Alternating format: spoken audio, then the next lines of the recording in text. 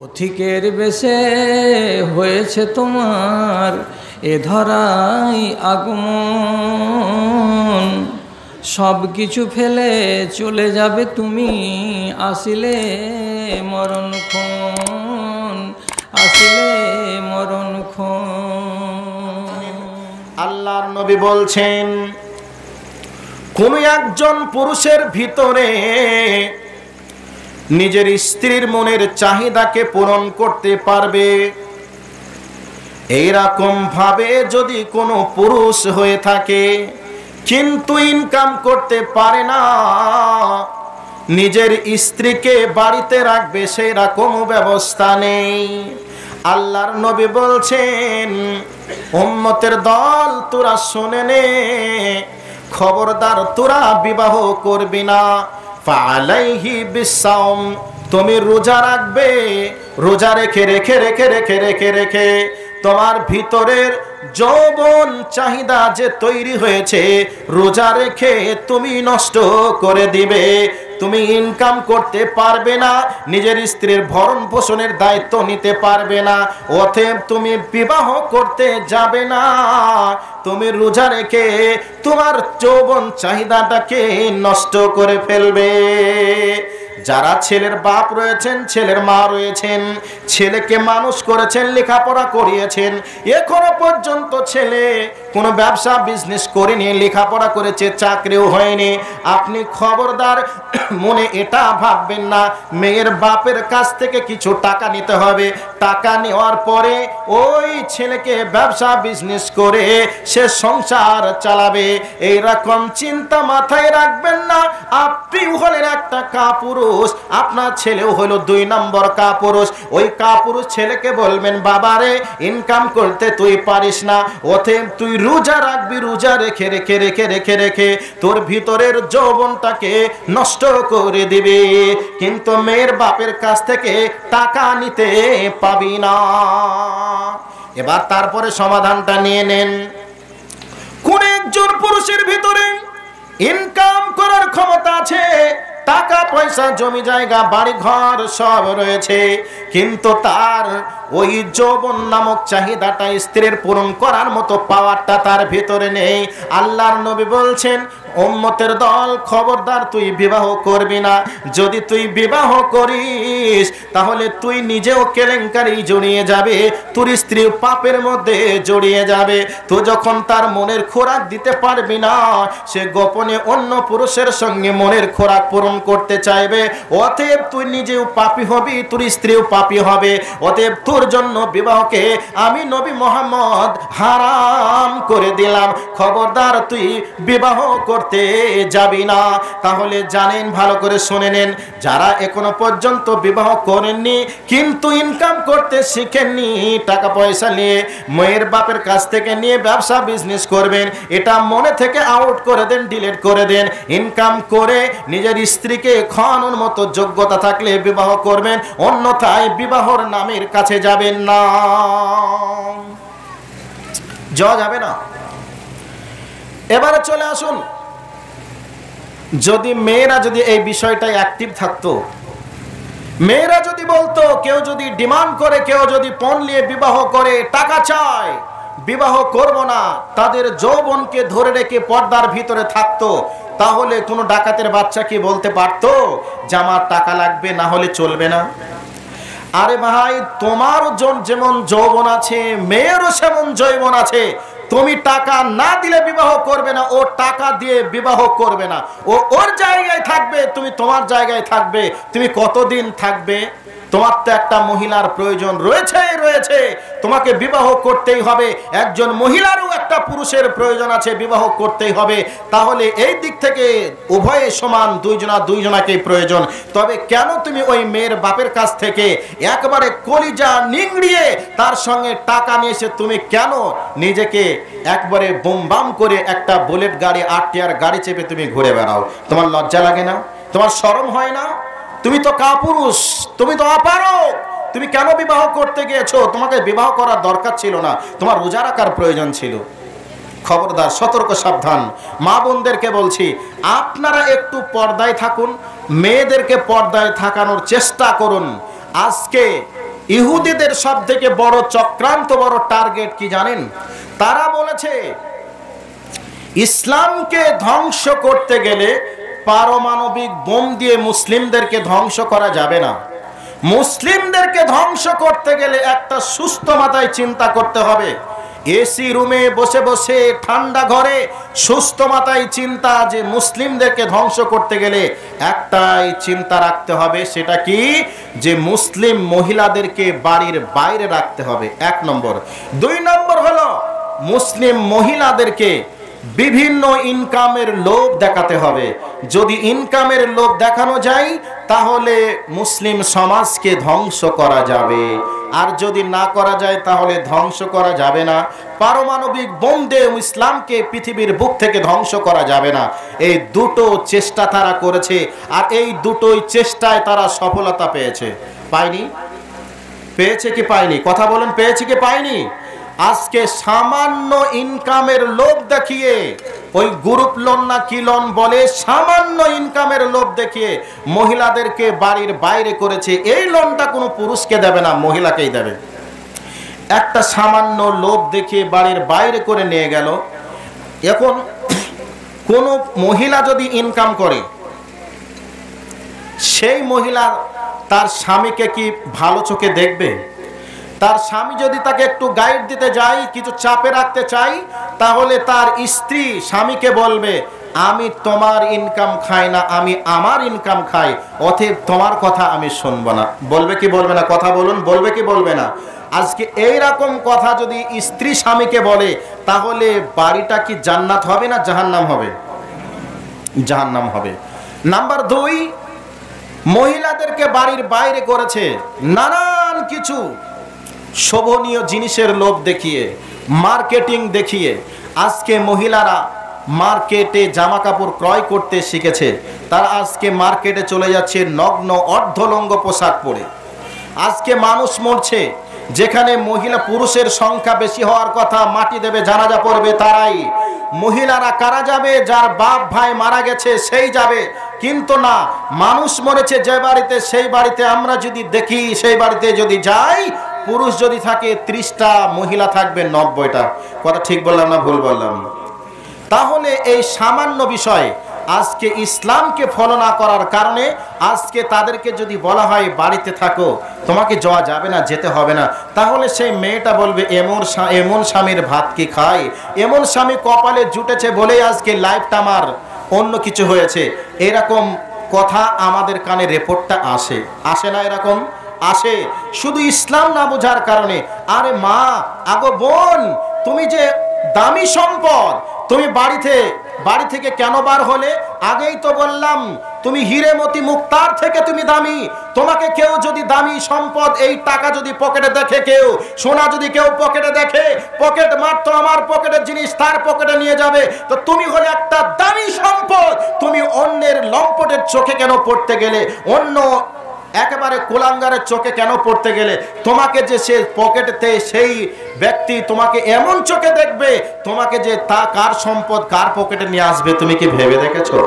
যদি ওই মেয়েটা কেমন যদি কেউ না দেখতে পেত, তাহলে ওই মেয়েটার সঙ্গে বাসনা কি খারাপ তৈরি হওয়ার সুযোগ ছিল? ছিল না। নষ্টটা কি করে হলো? বাড়ির বাইরে আসার কারণে। মা বোনদেরকে বলছি, বাড়ির বাইরের আসা বন্ধ করতে হবে। যে জায়গায় না গেলে নয়, সেই জায়গায় যেতে হবে। আর যে জায়গায় না গেলে চলবে, সেই জায়গা থেকে একটু আপনারা দূরে থাকুন। আপনাদের মর্যাদা আল্লাহ দিয়েছেন, রসুল দিয়েছেন। এবার চলে আসুন বিসমিল্লাহির রহমানির রহিম। আর-রিজালু কাওয়ামুনা আলান নিসা। আমার আল্লাহ বলেন, হে পৃথিবীর মানুষ তোমরা শোনো, হে পৃথিবীর মহিলার দল তোমরা শোনো, আমি আল্লাহ পুরুষদেরকে তোমাদের নেতা স্বরূপ পাঠিয়েছি। আল্লাহ এ কথাটা কেন বলেছেন? যারা পুরুষ আছেন এবার তারা আঙুল ফুলে কলা গাছ হয়ে যাবেন যে আমি হলাম নেতা, আমি হলাম শাসক, আমার শাসন তোমাকে মেনে চলতে হবে, এটাই মনে আশা আসবে। কিন্তু না, আপনাকে জিজ্ঞাসা করতে হবে, আপনাকে জানতে হবে আমাকে নেতা কেন বানিয়েছে, কেন বানিয়েছে, আমি নেতা কেন হলাম, এর কারণটা কি, এটা জানতে হবে। আমার আল্লাহ বলেন তুমি নেতা হয়েছো তার একটা কারণ হলো তুমি তাকে গাইড দিবে, 2 নম্বর হলো তার সমস্ত রকমের দায়িত্ব পালন করবে। এবার চলে আসুন, আমার আল্লাহ বলেন একজন মহিলার নেতা 4 জন পুরুষকে করা হয়েছে, একজন মহিলার নেতা 4 জন পুরুষকে করা হয়েছে। একটা মহিলা যদি জাহান্নামে যায়, 4টে পুরুষকে কলার চিপে ধরে জাহান্নামের মধ্যে নিয়ে যাবে। এবার কেন বলা হয়েছে তার কারণটা শুনে নেন, আর কে কে যাবে তাও শুনে নিন। নেতা বানানো হয়েছে কাকে কাকেও শুনে নেন। আমার আল্লাহ বলেন একজন পুরুষে একজন মহিলার নেতা 4 জন পুরুষকে বানানো হয়েছে। 1 নম্বর হলো বাপকে, 2 নম্বর ভাইকে, 3 নম্বর স্বামীকে, 4 নম্বর ছেলেকে। একটা মেয়ে যখন জন্ম নেয় ওই মেয়েটার দায়িত্ব পালন করে তার বাপ। এবার বাপ বিদেশে কাজ করে, হতে পারে বাপ মারা গেছে, ওই বাপ মারা যাওয়ার পরে দায়িত্ব চলে আসে ভাইয়ের নামে। এবার প্রথম থেকে বলে দেই, বাপ বেঁচে থাকাকালীন ওই মেয়েটি যদি কোনো রকমের অন্যায় করে, কোনো রকমের পরপুরুষের সঙ্গে গল্প করে, সে যদি নামাজ না পড়ে, পর্দায় না চলে, তাহলে সে যত অন্যায় করবে এই অন্যায়ের কারণে তার বাপকে শাস্তি নিতেই হবে, নিতেই হবে, নিতেই হবে। এবার বাপ মারা গেছে, বিদেশে চাকরি করে, হয়তো বিদেশে আছে, এবার ভাই তার দায়িত্ব পালন করবে। ভাই থাকাকালীন ওই বোন যদি বিপর্দায় চলে, অপর পুরুষের সঙ্গে যদি গলা ধরে স্কুল কলেজে যায়, সে যদি পর্দায় না চলে, সারাক্ষণ ফোনের মধ্যে মোবাইল নিয়ে প্রেমের গল্প করে, নোংরা ছবি দেখে দেখে দেখে দেখে নিজের জীবনকে কাটাতে শুরু করে দেয়, এই ভাই থাকাকালীন যত অন্যায় করবে, এই অন্যায়ের কারণে জাহান্নামের ফেরেশতা কিন্তু ভাইকে ছাড়বে না, কলার চিপে ধরে জাহান্নামের বাসিন্দা বানিয়ে দেবে। নাম্বার 3, মেয়েটার ভিতরে যৌবন চলে এসেছে, বিয়ে হয়ে গেল, বিয়ে হয়ে যাওয়ার পরে সেই দিন থেকে যত অন্যায় করবে, পাপ করবে, ওই মেয়ের স্বামী ওই পাপের ভাগ নেবে। ওই মেয়েটা যদি জাহান্নামে চলে যায়, স্বামীকে জাহান্নামে যেতে হবে। এবার স্বামী বিদেশে কর্ম করে, বিদেশে চাকরি করে, হতে পারে স্বামীও মারা গেল, তার ছেলে আছে, ওই ছেলে থাকার কালীন যদি মা কোনো রকমের অন্যায় করে, পাপে লিপ্ত হয়ে যায়, তাহলে জেনে রেখে দিতে হবে আল্লাহ ওই ছেলেকেও ছাড়বে না, জাহান্নামের মধ্যে নিয়ে চলে যাবে। তাহলে একটা মেয়ের পিছনে 4টা পুরুষ যদি একটু দায়িত্ব পালন করে, ওই মেয়েটা কি বেনামাজি থাকবে, ওই মেয়েটা কি বেপরদায় থাকবে, ওই মেয়েটা কি পরপুরুষের সঙ্গে সম্পর্ক রাখতে পারবে, ওই পুরুষটা কি নানান কিছু নোংরা জিনিস দেখতে পারবে? কোনোদিনে সম্ভব নয়, কোনোদিনেও সম্ভব নয়। সর্বপ্রথম বাপ হয়ে বাপের দায়িত্ব পালন যদি না করতে পারা যায়, তাহলে ওই মেয়েটা আদর্শবান মেয়ে হতে পারে না।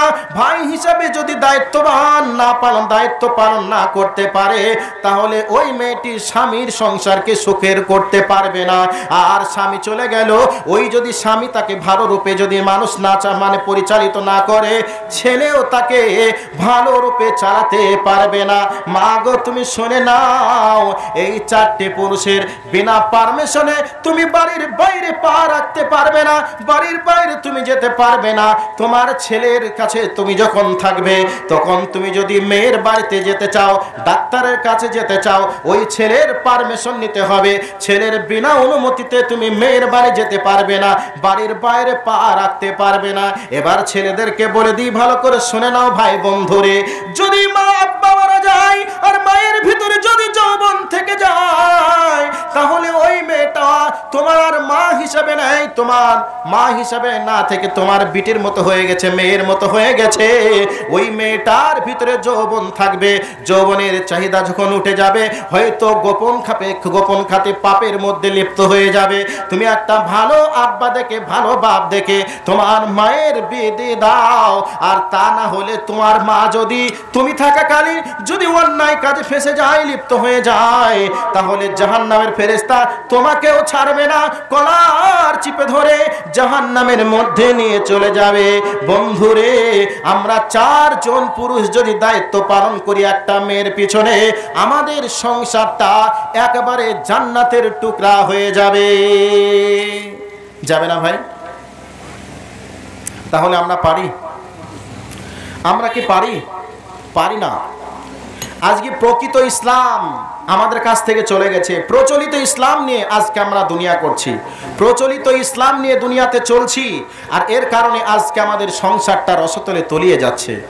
মা বোনরা ভাবছে আমরা একটু বাড়ির বাইরে যেতে পারলে আমরা একটু মডার্ন মনে হবে, একটু সভ্য মনে হবে, নিজে পছন্দ করে চয়েস করে মার্কেটে গিয়ে কাপড় ক্রয় করে নিয়ে আসবো, আমি ওই মতো করে পরবো, আমাকে দেখে কতই না ভালো লাগবে। আরে মা ও বোন, তোমাকে তোমার চোখে ভালো লাগে কি হবে? তুমি যার অধীনে আছো তার চোখে তোমাকে যদি ভালো লাগে তবেই তো না ভালো। অপর পুরুষের চোখে ভালো লেগে তোমার লাভটা কি হবে? তোমার স্বামী তোমাকে যদি ভালো লাগে তার চোখে, তাহলে জেনে রাখতে হবে এটাই পৃথিবীর সব থেকে সুন্দর। আর তুমি ক্রয় করতে যাচ্ছ নিজে পছন্দ করে, আর ওই পছন্দ করে নিয়ে এসে তুমি লালটুর চোখে সুন্দর হয়ে তুমি কি করবে?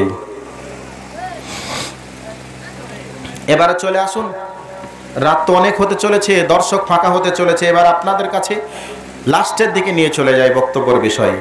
এবারে চলে আসুন, আমি যে বিষয়টি বলছি, বিষয়টা হলো আর একটা বিষয় এখানে জুড়ে দিই, আর না জুড়লে সমস্যাটা হয়ে যাচ্ছে বা হয়ে যাবে। একটা হলো আজকে বর্তমান সময়ে শাশুড়ির সঙ্গে, ভাই লাস্টের দিকে গুরুত্বপূর্ণ কিছু কথা বলবো, মা বোনরা একটু ধৈর্য ধরে বসুন, লাস্টের দিকে একটা গুরুত্বপূর্ণ বিষয় বলে শেষ করব। বিষয়টি হলো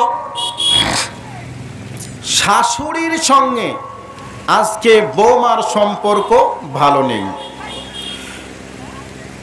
শ্বশুরের সঙ্গেও বৌমার সম্পর্ক ভালো নেই। কারণটা কি? কারণটা হলো, উদাহরণস্বরূপ বলি, ছেলে মার্কেটিং করতে গেছে, মায়ের জন্য 1000 টাকা দিয়ে একটা কাপড় ক্রয় করেছে, স্ত্রীর জন্য কিনেছে 999 টাকা দিয়ে। ব্যবধান কয় টাকা? 1 টাকা ব্যবধান। স্বামী যখন নিয়ে আসলো মার্কেট থেকে কাপড়, দামটা যখন দেখলো 999 আর 1000, স্ত্রীর মাথাটা জ্বলে গেল যে আমার থেকে তাহলে নিজের মাকে বেশি ভালোবাসে, বেশি দাম দেয়, মায়ের জন্য 1000 আর আমার জন্য 999 টাকা। এবার মনের ভিতরে একটা অমিল হয়ে গেল। নাম্বার 2, শাশুড়ি মারা বৌমাকে ভালো চোখে দেখতে পারে না। নিজের মেয়ে হাজার অপরাধ করবে, অন্যায় করবে, সেগুলি সহ্য করতে পারবে, মেনে নিতে পারবে, কিন্তু বৌমা যদি সামান্য অপরাধ করে শাশুড়ি মা মেনে নিতে পারে না। একটু কাজ যদি গোলমাল করে পাড়া প্রতিবেশীর মহিলাদেরকে ডেকে দেখায় যে এরকম এই কাজটা এরকম করেছে, মা বাবা কি কিচ্ছু শেখায়নি, কাজ কাম কিছু জানো না, এগুলি বলে। আর নিজের মেয়ে যে কাজ কাম জানে না, এ কথাটা পাড়া প্রতিবেশীর কেউ শোনে না। আপনি যতদিন পরের মেয়েটাকে নিজের মেয়ের চোখে না দেখবেন, ততদিন আপনি বৌমার কাছে ভালো হতে পারবেন না। আর বৌমাকে বলছি, যতদিন শাশুড়ি মাকে নিজের মায়ের চোখে না দেখবেন, ততদিন ওই শাশুড়ির কাছে ভালো বৌমা হতে পারবেন না।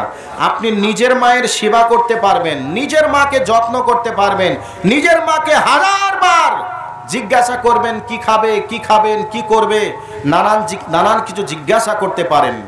আর শাশুড়ি মাকে জিজ্ঞাসা করতে হবে, বৃদ্ধা মানুষ, তার জন্য একটি সেবা করতে হবে, আপনার মনে চায় না? আপনি যে ছেলেটাকে নিয়ে দখল করে বসে আছেন, ছেলেটা কার জোরে দুনিয়াতে এসেছে আর কার মাধ্যমে তুমি যে তাকে পেয়েছো, তুমি চিন্তা করেছো?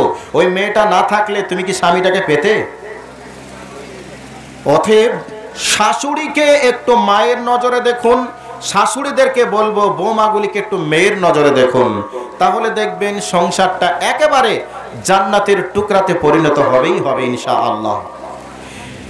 এই দুটো বিষয়কে একটু খেয়াল রাখবেন, যে বিষয়টি বললাম। এবারে চলে আসুন জান্নাতের যাওয়ার একটা পথ দেখিয়ে দিয়ে বক্তব্যের বিষয়কে শেষ করব। আল্লাহ রাব্বুল আলামিন বলেন, বিসমিল্লাহির রহমানির রহিম, ফাসসালিহাতু কানিতাতুন হাফিজাতুল লিল গায়বি বিমা হাফিজাল্লাহ। আল্লাহ রাব্বুল আলামিন বলেন, যে মেয়েটির ভিতরে তিনখানা গুণ থাকবে, ওই মেয়েটিকে আল্লাহ রাব্বুল আলামিন সলিহা টাইটেল দিবেন, সলিহা ডিগ্রি দান করবেন। যে মেয়েটা দুনিয়াতে সলিহা ডিগ্রি লাভ করবে, ওই মেয়েটি হাসরের মাঠে বিশ্ব সুন্দরীর মর্যাদা লাভ করবে। চিৎকার দিয়ে বলুন সুবহানাল্লাহ। এবার এই বিষয়টিকে একটু পরে বলবো। এবার তিনখানা গুণ যে মেয়ের ভিতরে থাকবে, ওই মেয়েটিকে আমার আল্লাহ সলিহা ডিগ্রি দান করবেন। তিনটে গুণ কি? আল্লাহ বলছেন, ফাসসালিহাতু কানিতাতুন হাফিজাতুল লিল গায়বি বিমা হাফিজাল্লাহ। যে মেয়েটি আল্লাহ এবং আল্লাহ রাসূল যে আদেশ করেছেন, নিষেধ করেছেন, এক কথায় যে মেয়েটি নেক কাজ করতে পারবে, সলে আমল করতে পারবে। দুই নম্বর হলো, যে মেয়েটি নিজের স্বামীর পছন্দকৃত বস্তুকে একই চান্সে রাজি হতে পারবে, খুশি মনে কবুল করতে পারবে, ওই মেয়েটিকে সলিহা বলা হয়েছে। তবে বন্ধুরে, এই বিষয়টি খুব কম। এই বিষয়টি কেমন একটু বলে দেই। ওই মেয়েটির জন্য, ওই স্ত্রীটার জন্য স্বামী একটা মার্কেট থেকে গলার একটা চেন নিয়ে এসেছে, 1 লক্ষ টাকা দাম। স্বামী মনে মনে ভাবলো, আমার স্ত্রীকে একটু পরীক্ষা করে দেখব। এবার ওই সোনার জিনিসটার বা চেনটার মুখের জয়েন্টটা একটু ব্যাকা করে দিল। এবার ওই স্ত্রীটাকে যখন হাতে তুলে দিল, বেগম রে, তোমার জন্য আমি একটা গলার চেন নিয়ে এসেছি, গলার চেনটা তুমি দেখো। এবার প্যাকেট থেকে বার করে দেখলো, গলার চেনটা এদিক ওদিক নাড়াচাড়া করে দেখলো। দেখার পরে যখন দেখলো মুখটা একটু বাঁকা, ওই বাঁকাটা দেখে স্ত্রীর মুখটিও বেঁকা হয়ে গেল। তার মুখটা ভালো আর হলো না, বেঁকা হয়ে গেল। নিজের স্বামীকে তখন বলছে, তোমার কি চোখ নাই? তুমি কেমন জিনিস তুমি নিয়ে এসেছো? যখন তোমাকে দিয়েছে তুমি কি দেখোনি মুখটা বেঁকা আছে? এই জিনিস তো ভালো নয়, এই জিনিসটা তো পছন্দ নয়। এই কথাটা যদি কোনো স্বামীকে নিজের স্ত্রী বলে, তাহলে তার মনে আঘাত লাগবে কি লাগবে না একটু বলুন? 100% লাগবে। এবার আর একটা উদাহরণের জগতে নিয়ে যাই, আপনাদেরকে বলছি, ভালো করে দেখে নেবেন। আপনার স্ত্রী আপনার কাছে একটা ঈদের সময় দামি কাপড় চেয়ে বসেছে, আপনার কাছে বলেছে একটা পাখি মার্কা শাড়ি লাগবে। এবার আপনি পাখি মার্কা একটা শাড়ি বহু কষ্ট করে ক্রয় করে নিয়ে আসলেন। এবার নিয়ে আসার পরে নিজের স্ত্রীকে বলছেন, বেগম রে, সলেহা রে, তোমার জন্য যে শাড়িটা তুমি চেয়েছিলে ওই শাড়িটা আমি তোমার জন্য নিয়ে এসেছি। এবার স্ত্রীকে যখন ডাক দিল, এবার স্ত্রীকে একটা কাপড়ের ব্যাগ হাতে ধরিয়ে দিল। মনে মনে ভাবছে আমার স্ত্রীকে যদি এই ব্যাগটা দিই ও নিজেই প্যাকেট থেকে বার করবে আর নিজেই দেখবে, দেখার পরে ও এত আনন্দিত হবে, ওর আনন্দে আমি পাগল হয়ে যাব, মাতোয়ারা হয়ে যাব। এবার যখন প্যাকেট থেকে বার করলো, প্যাকেট থেকে বার করেছে, মনে মনে স্বামীটা স্ত্রীকে তার মনের কল্পনার চোখে দেখেছে আমার স্ত্রীর গায়ের রংটা এইরকম, কাপড়টা যদি এইরকম পরাই হতে পারে তাকে খুব সুন্দর লাগবে, তাকে সুন্দরভাবে সুসজ্জিতভাবে সাজলে আমি কত খুশি হব। এইরকম চিন্তা করে করে একটা কাপড় সে নির্বাচন করেছে। নিজের স্ত্রীকে যখন হাতে ধরিয়ে দিল, কাপড়টা যখন দেখলো, দেখার পরে কালারটার জন্য সে তখন বলছে, ওগো সাহিলের আব্বা তুমি কেমন কাপড় নিয়েছো, রংটা তো পছন্দ নয়, ভালো নয়। এইরকম কথা যখন বলে বসবে নিজের স্বামীর মনে দুঃখ অবশ্যই লাগবে। এইরকম গুণ মহিলাদের ভিতরে রয়েছে। আমার আল্লাহ বলেন, মহিলার দল তোমরা শুনে নাও, তোমার মনের যদি বাসনা এটাই হতো, বলে যদি বলতে সাহিলের আব্বা আমার পছন্দ করার কি আছে, তোমার চোখে যেটা ভালো লেগেছে সেটাই তুমি নিয়ে এসেছো, এটা আমার দেখার কিছু নেই, তোমার চোখে যেটা ভালো লেগেছে আমি কেমন কাপড় পরবো, কি রঙের পরবো, আর সেটা তোমাকে কেমন ভালো লাগবে এটা তোমার নির্বাচন, আমার দেখার কিছু নেই। অতএব তুমি যেটা নিয়ে এসেছো আমি আলহামদুলিল্লাহ বলে কবুল করলাম। এই কথা যদি বলে দেয় নিজের স্বামীর মনটা বড় হয়ে যাবে। সে তখন বলবে, তুমি পাকি মারা শাড়ি চেয়েছিলে দিয়েছি, পাকি মার্কা শাড়ি চেয়েছিলে দিয়েছি, এটার দাম মাত্র 2000 টাকা, আগামী বছর তোমাকে 4000 টাকা দিব রে।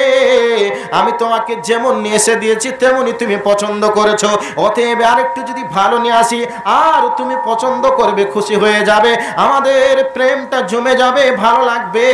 এইরকম চিন্তা মাথায় রেখে আপনাকে আর একটা ভালো দেওয়ার চেষ্টা রাখবে। আমার আল্লাহ বলেন, যে মেয়েটি স্বামীর নিয়ে আসা জিনিসকে একই চান্সে রাজি হয়ে যেতে পারবে ওই মেয়েটার জন্য কনিতা আল্লাহ বলেছেন।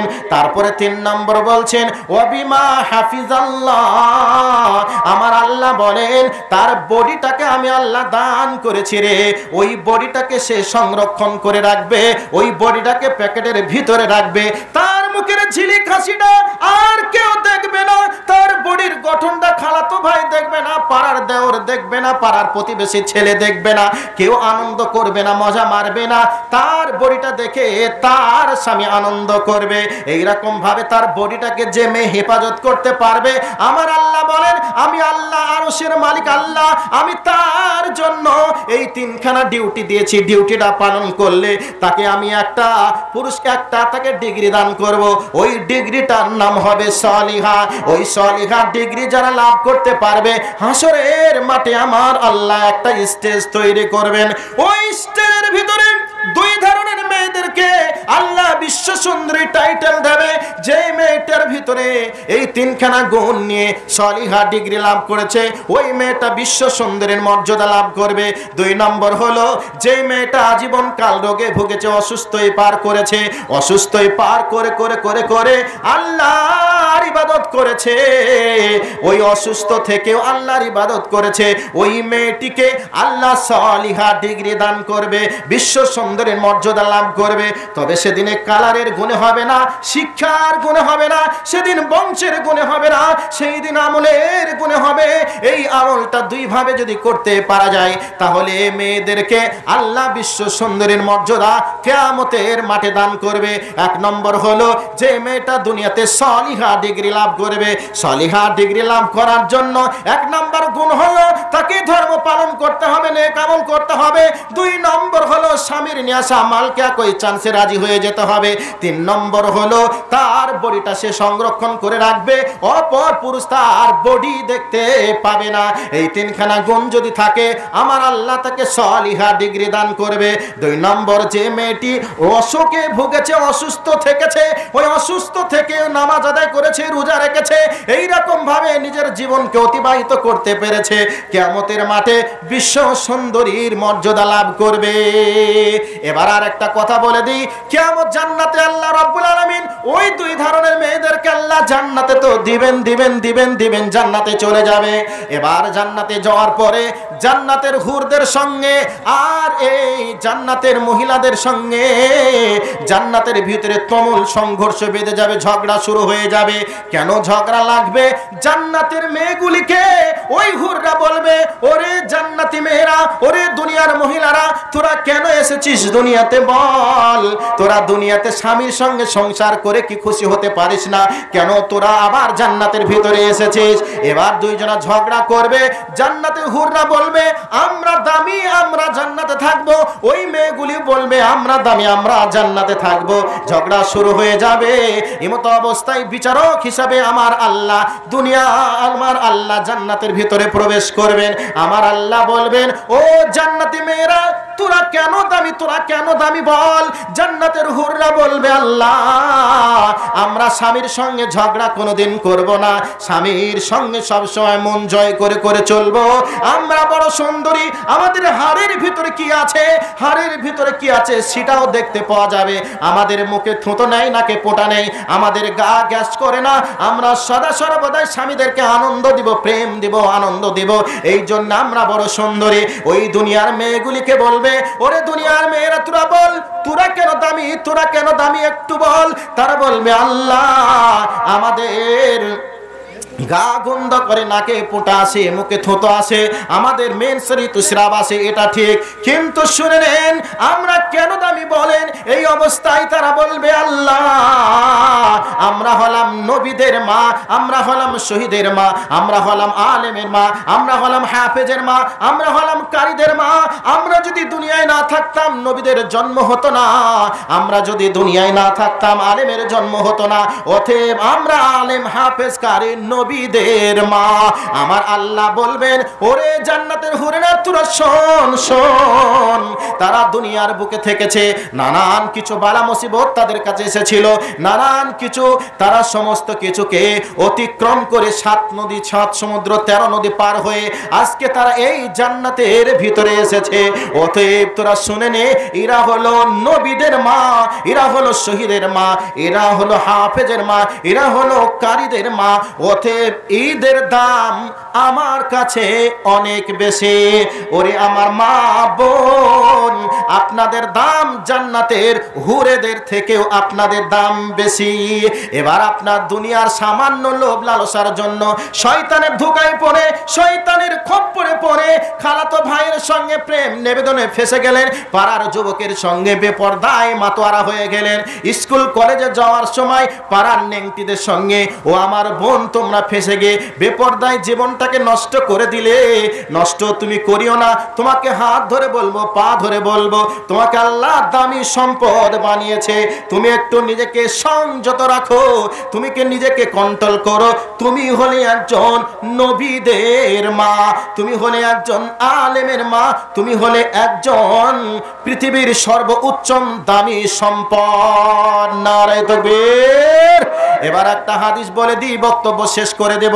আল্লাহর নবী জনাবে মুহাম্মদুর রাসূলুল্লাহ সাল্লাল্লাহু আলাইহি ওয়াসাল্লাম বলছেন, ও মেয়ের দল, তোমরা যদি জান্নাতে যেতে চাও তোমরা শুনে নাও, আমি নবী মুহাম্মদ তোমাদের জন্য 4টি জিনিস দান করলাম। এই 4টি জিনিস তুমি কেউ যদি মেনে চলতে পারো, জান্নাতের 8টি দরজা রয়েছে, ওই 8টি দরজার মধ্যে যেই দরজা দিয়ে সেই দরজা দিয়েই তুমি প্রবেশ করতে পারবে। সব দরজা তোমাকে ওয়েলকাম, স্বাগতম জানাবে। আল্লাহর নবী বলছেন, আল মারআত ইযা খামসা সাল্লাহা ওয়া সামাত শাহরাহা। আল্লাহর নবী বলছেন, যে মেয়েটি রাল মারআত ইযা খামসা সাল্লাহা, যে মেয়েটি দিনে 5 ওয়াক্তের সালাত আদায় করতে পারবে।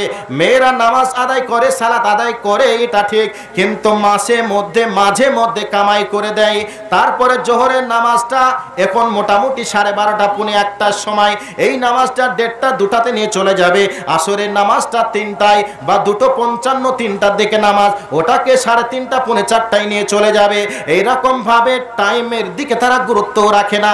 তবে টাইম মতো একবারে রসুলের পদ্ধতি অনুপাতে যে মেয়েটি দিনে 5 ওয়াক্তের সালাত আদায় করতে পারবে, ও সামাত শাহরাহা, রমজান মাসে রোজা রাখতে পারবে, ওয়া আতাত বালাহা, যে মেয়েটি তার স্বামীর সেবা করে স্বামীকে খুশি করতে পারবে, ওয়া হাসানাত ফারজাহা, যে মেয়েটি তার বডিকে কন্ট্রোল করতে পারবে, হেফাজত করতে পারবে, তার বডিটা অপর পুরুষ কেউ দেখবে না, তার সরঙ্গাটা কেউ দেখবে না। এইরকম ভিতরে এইরকম ভাবে 4খানা গুণ যদি কোনো মেয়ের ভিতরে থেকে যায়, নবী বলছেন সে মেয়েটি